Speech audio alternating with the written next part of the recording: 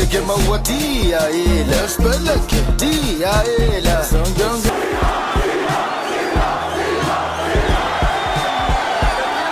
Usichokijua kwa msanii Diamond Platnumz ni mwezi wa 10 ulikuwa ni mwezi wake wa kuzaliwa, lakini pia umekuwa ni mwezi wake wa baraka kwa sababu aliamua kuwapa burudani za kutosha mashabiki wake.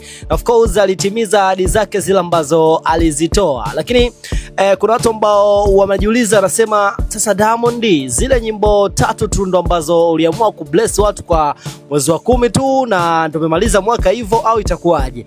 Lakini all in all, Diamond aliamua kuwapa zawadi ya nyimbo ya Msumari, lakini pia akaja akatoa Nani, lakini akaja akamaliza na Sasampa na akawa ameufunga mwezi wa 10 kwa style hiyo.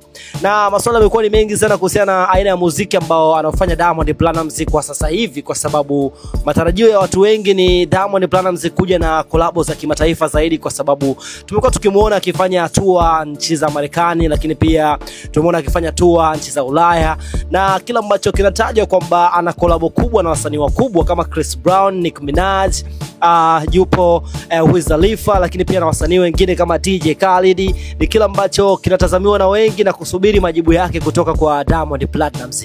Na of course mwaka 2025 ni kama unaelekea ukingoni hivi, na watu wanajaribu kufanya tathmini ya kila ambacho kimefanyika kwa ujumla kwenye muziki wa Diamond, hususan kila ambacho watu walikuwa wanatarajia kwamba huenda huu ndio kao mwaka wa Diamond kufanya vizuri zaidi kwenye soko la kimataifa, ikiwa ni pamoja na kuwa nominated kwenye tuzo za Grammy, tuzo za BET, lakini pia kwenye tuzo kubwa za kimataifa kama tuzo za MTV, pia tuzo za Channel O na nyinginezo zile ambazo watu wanatarajia kumuona Diamond huko. Na nini ambacho yeye binafsi anakiwaza kwenye muziki wake ni tusubiri kuona, kwa sababu 2025 imeisha kama hivyo, na kwake yeye nadhani kwamba atakuwa ametimiza kila ambacho alikuwa anatamani kukiona. Lakini all in all, mashabiki wa Diamond Platnumz wanatamani kumuona Simba akiwa nominated hata siku moja kwenye tuzo za Grammy Awards. Inabidi dondoke Tanzania, hatujui ni lini, nani ambaye ataileta. Ni masuala ambayo wote tunajiuliza,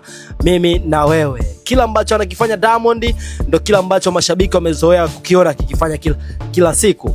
Mwaka 2025 kama unapinduka, basi tusubiri kuona taswira nyingine na picha nyingine kwenye maisha ya muziki ya Diamond Platnumz, lakini pia namna ambavyo atakuwa ameplan kupeleka muziki wake kwenye soko la kimataifa mbali zaidi ya kila ambacho amekifanya mwaka 2024. Hii ni Africa Now na mimi naitwa Chance TZ Mr. OG. Asante kwa kuendelea kukaa na sisi, usahau kusubscribe, lakini pia story kali kama hizi utazipata hapa kupitia Africa Now kwenye YouTube channel, lakini pia Instagram kama Africa Now. Asante kwa muda wako, bye bye.